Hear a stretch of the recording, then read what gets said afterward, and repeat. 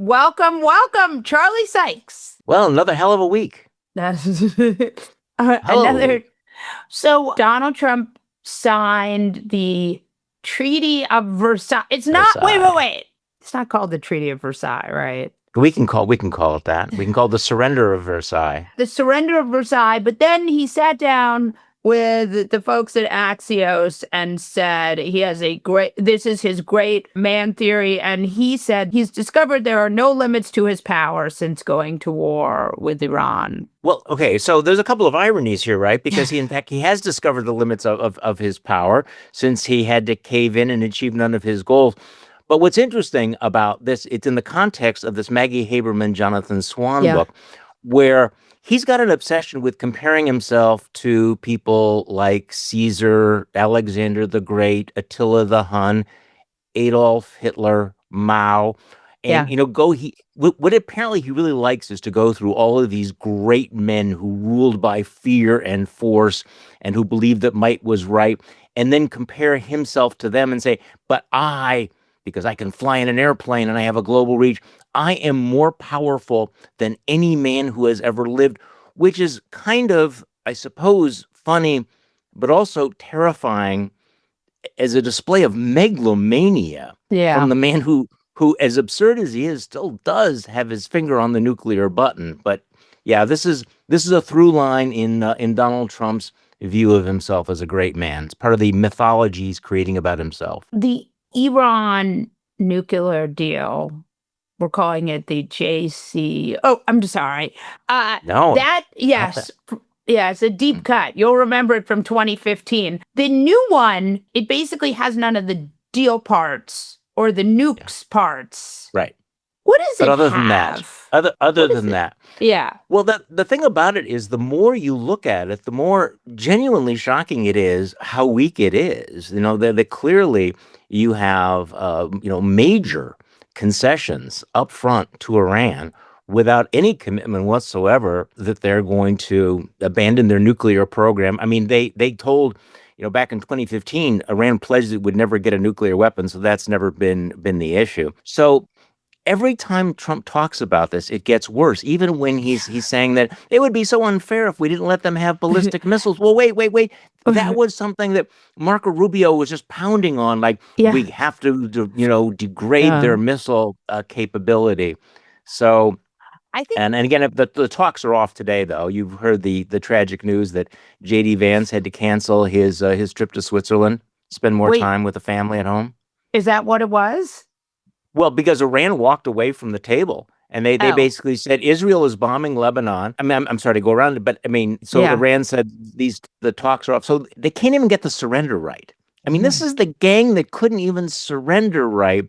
But clearly Benjamin Netanyahu is trying to F up the whole deal. I mean, that's not a shock. Right. I want to go back to the great man theory here. Because as we're looking at the fact that this surrender is now maybe being punted because we were just getting too much from this. Well, by the way, what were we getting reopening the strait?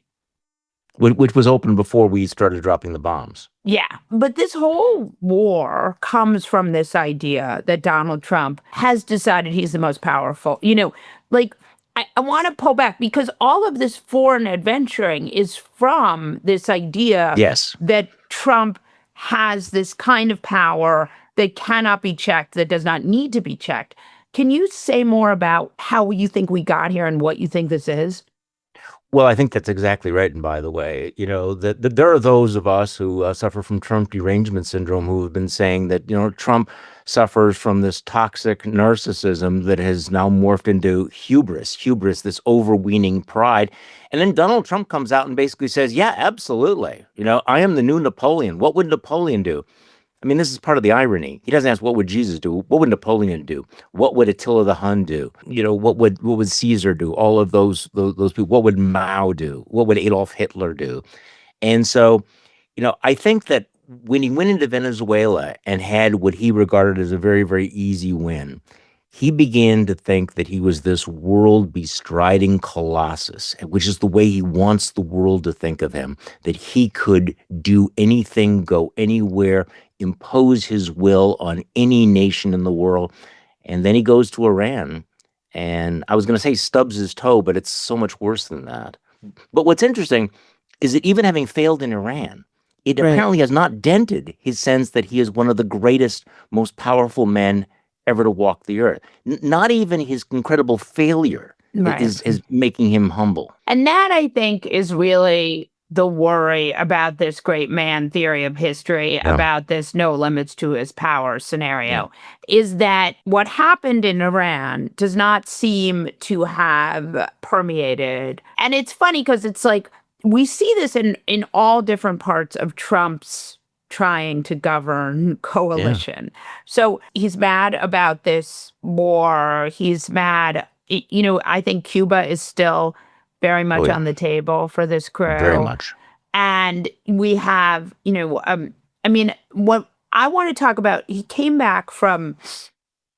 was at the G7, and it struck me, there were Trump's people like Greg Gutfeld, you may have Gutfeld, Yes, saying Gutfeld. that the Europeans were so impressed with the UFC fight, and that's Oh. why there was no drama at this. Why do you think there was no drama there? Well, there was no drama because, people I think have made up their minds about Donald Trump. Yeah. They just simply don't engage with him. They figure, you know what, applaud him, pat him on the back, and then just move on. I mean, you could see from the body language of the European leaders, how little they wanted to interact with him. And by the way, just as a slight digression, have you seen, the another beautiful friendship in Yeah. tatters, Prime Minister Maloney, who is actually, very friendly with Donald Trump. He says, goes out of his way to say that she was begging him for a photo. And she's saying he is just totally making that up. He's totally lying about it. Yeah. So he has alienated them on a geopolitical level, but also on a personal level. And you're seeing this. And by the way, there's no way that the French were sitting around and going, oh, this was so cool that he had the UFC fight Yeah. in the White House. I mean, this is just the embarrassing kind of And shit that you have to put Europeans, up if with. ever there were a group of people who cared about protocol, You'd right? hope. I mean, those people do not like the idea of breaking protocol with UFC fight. I mean, it's just so dumb. But I also think Maloney's is such an important example because here's someone who ideologically, at first at least, seemed Right. very aligned with Trump. She comes from this very kind of neo-authoritarian, but as Yeah. she's gotten into the office, she's really kind of. I mean, look, she's not. Yeah, there's a lot wrong with her, but she's not nearly Well, blown stuff there's a up the way Trump has. well, and there's a lot right with her as well, which is Right. that she has been a solid and consistent supporter of Ukraine. Ukraine. What I really like about her is her body language and her facial expressions. Yes. She has no filter. I mean, when she's disgusted, when she's amused by somebody, she Yeah. just lets it go.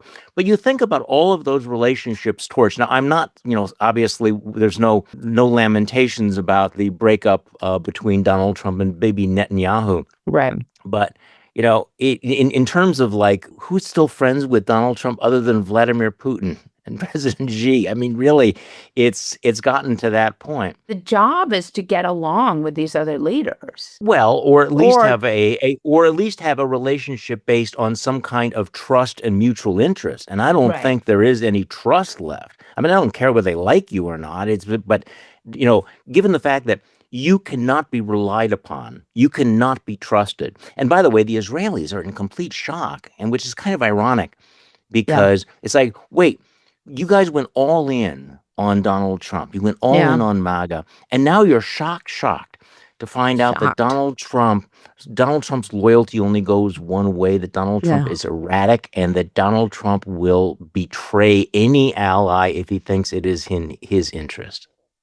And And that this is, there's gambling in this establishment. I and mean, they didn't JD see it coming. they didn't see it coming. JD Vance comes in and is basically like, Trump has run on this, pro-Israel, that he is the Israel candidate Big and that thing. he will do whatever Israel wants. And JD Vance comes in and basically treats them like Ukraine. Well, this was interesting. J.D. Vance, going out and telling Israel to shut up, that basically nobody in the world likes you but us. So, don't criticize your one friend in the world. And apparently, Netanyahu and the other hawks are in absolute shock. They can't believe what happened. If only they had been warned. And I think it was Isaac Chotiner who was asking one of the hawks, have you ever observed Donald Trump in the past? Have you ever noticed what he's doing? By the way, is it just me or is JD Vance just having a terrible week? I mean, I'm tempted to say things like, this week we realize that JD Vance will never be president, but this is a country, of course, that has elected Donald Trump twice to the presidency. So you can't make predictions, but man, he has just stumbled, bumbled. He's gaslighting. He's lying about the terms of the agreement, and the Yeah. fact that he's been pushed through the curtain rather than Marco Rubio. No. He really has been given the poison chalice, right? To use Ed Luce's phrase. Yes. He's being set up here. I mean, this No. is not going to go well for him. I would say this: no one has ever had a worse book tour than JD Vance, because my man, these book tours, as you and I both know, they're set up years in advance. And he was, this was the week he was out, and next week too, where he's on every show, and no one wants to ask him about his conversion. Literally no one. Well, also, I mean, in itself, that whole conversion scenario is a little bit problematic, isn't it? That you're basically saying, this is how I found Jesus, and reconcile that with the fact that he's part of the Trump administration. So he has some interesting questions to ask about the morality of the Trump administration, but also that he's talking about his conversion to Catholicism at a time when the Pope and all of the bishops are saying, J.D. Vance, you do not understand the Catholic theology. And so he's in a war of words with the Pope at the time when he's trying to sell this book. So this was never going to go well. I mean, ever. Yeah. It is. I mean, the Pope stuff it really is, if you've got a book about Catholicism, your conversion to Catholicism, perhaps fighting with the Pope is a bad kind of preamble. It's actually, try to come up with a scenario where it'd be worse, like how I discovered the Catholic Church. And the Pope himself basically says, no, you don't get it. The gospel according to JD has no relationship. Like, thanks, but no. It is true. I mean, it's just amazing. But I do think, the one other thing I want to talk about is there's a rift that has started this week that I think is maybe going to be the biggest problem for Trump. And that is his rift with John Thune. And, Thune has gone along with a lot of shit, not as much as Mike Johnson, but Thune is actually a competent guy. And this week, I think we really saw, and it was really good. The Punch Bowl does really the best congressional reporting. You may not like them, but they're in it. Yeah. And what they what they talked about was, Thune is like a real guy. He's not like a Mike Johnson. Like, he has been a senator for a long time. You may not agree with him, but he knows what he's doing. Unlike Mike Johnson, who is just that guy, he doesn't know where he is. This week, Trump really decided to just, with the DNI stuff where, he put Pulte in there, even though they were in the middle of a hearing.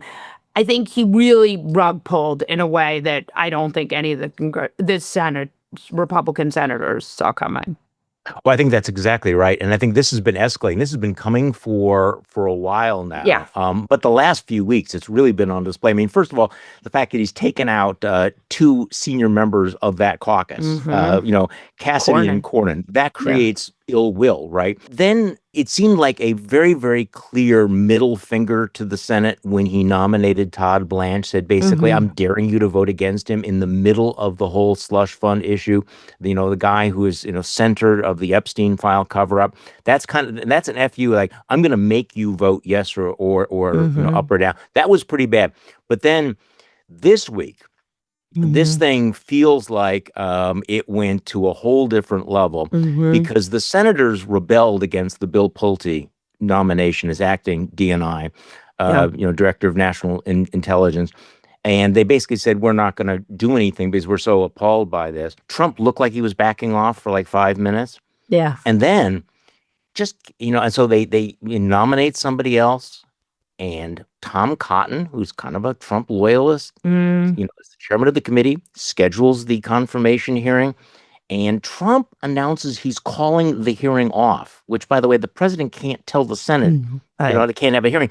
So there was a little bit of blowback, but apparently he ordered, the new guy, Jay Clayton, not to show up, just not to show up. And I'm going to leave Bill Pulte in charge. I mean, this is as close to a like in your face FU as you can get, but it's part of a series of these FUs. And given the fact that you have a relatively narrow margin in the Senate, this is from a political point of view, this is a strange decision, unless, going back to our original comment about the great man, Donald Trump just feels that the normal rules of politics don't apply to him because he is this super historical figure. He's a great man, and he will crush the Republicans in the Senate, bend them to his will. And and he's in the process of attempting that. But you and I can count the votes. He's putting his whole agenda at risk now. I mean, and I just want to add, and maybe I'm wish casting here. I have been known to do this, and I've been known to be overly optimistic, but there is a world, if you game this out, fast forward, Donald Trump loses the House. Republicans lose the House, very possible unless they do something wildly anti-democratic. They're going to lose the House. They could lose the Senate. So, but they probably won't, but they could. So say, even if it's 50-50 Senate, right? That means you're going to need Murkowski to vote with you because she's still in the Senate. Cornyn, Cassidy, and Tillis will be gone. Okay, so that's 3. Right. But you're going to need, if Collins wins again, which she may not, but she's not necessarily always going to be there. And then you have other people in the Senate who are not necessarily like, that's right, partisan hacks.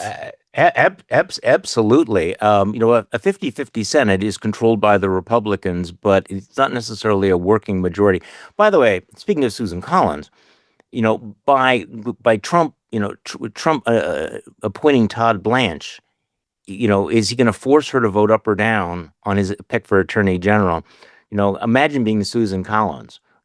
What if you vote for him? If you vote to confirm Todd Blanche, wow, you have just torched a lot of your, I am the independent voice of Maine type thing. On the other hand, if you vote against Todd Blanche, you're going to bring down the full fury of Trump and MAGA on your head. So that's why.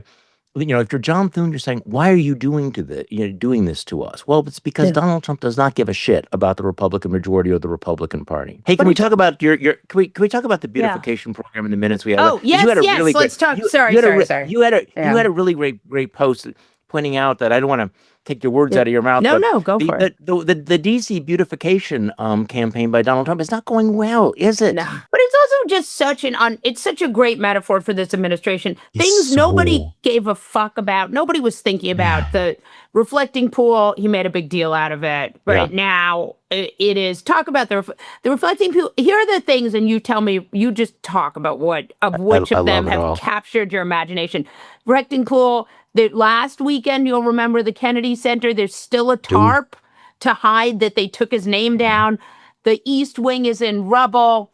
And then they also ruined the lawn in front of the White House and had to have it redone. Go. Well, this is the symbol, the metaphor for the enshittification of the country, but also the incompetence. And I have to say that I'm a little bit fixated and obsessed with the reflecting pool. So, we spend $14 million, no bid contract to paint it American flag blue. It's got to be blue, right? So what happens? It promptly turns green because of this giant algae bloom, which was kind of swampy. For a guy who said, I'm going to drain the swamp, he's created his own swamp. But wait, it gets better. See, I didn't think the story could get better. So what do the great minds that Donald Trump has tasked with what do? They pour in hydrogen peroxide to kill the algae bloom. Except, and you can find this out easily online, hydrogen peroxide is also a paint thinner. Mhm. And so now the blue paint on the bottom, I can't make this up. The blue paint is peeling off in these big chunks and these Yes. globs because nobody realized that, I mean, it is like watching this rolling just foobar over and Yeah. over again. So, yes, it's his beautification plan is not going well, but it is such a metaphor for everything else that's happening is in his administration. Just Yeah. the idiocracy of the whole thing. No, and it is a great example of how Trump takes things that should be really easy or that don't, or that have been problematic forever. The reflecting pool has been a problem for a long time because there are a lot of elements here. It's a huge pool, whatever. And he says, no, no, it makes it an issue. Like nobody was thinking about the reflecting pool. Nobody was, and he said, Every yeah, go ahead. every one of his major problems, and there's a new Fox News poll that is just devastating, but every one of his problems, and we've talked about this before, is self-inflicted. Yeah. They're not because the Democrats did something or even because of some outside event. It's one choice after another that Donald Trump has made. And this is where you have this maybe the great man narcissist Mm-hmm. megalomaniac who no longer thinks that the laws of gravity or common sense apply to him Mm-hmm. any longer, and so he's so obsessed with this self-stroking, self-mythologizing, rebuilding of DC. But it sort of descends from parody to farce on a daily basis, and Um, unfortunately the stakes are still so huge, otherwise it'd be so hilarious. S so huge. So huge. Charlie Sykes, please come back. Anytime, anytime. Thank you.